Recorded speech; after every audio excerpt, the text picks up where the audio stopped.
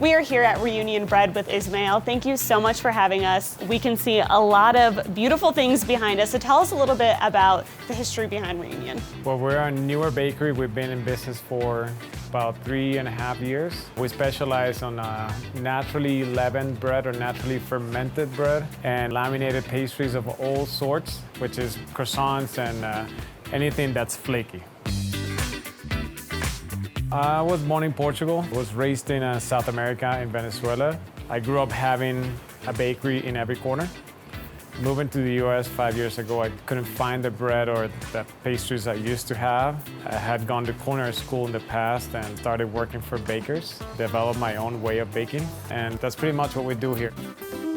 Let's talk about baking specifically in Colorado. You know, we're in high altitude. That obviously affects a lot. How does that play a role here? So there's two things about Colorado. It's very dry and it's very high.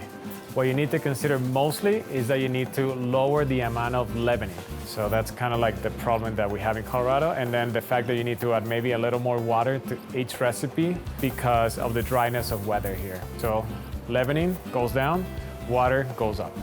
So you have two examples of bread. One of them was correctly proofed. So the bread itself, if you touch it, is nice and pillowy on the inside. On the outside, you still have that nice crust. So good. Really good. Now, if you compare it to the other one, you're gonna see a loaf of bread that's way more dense.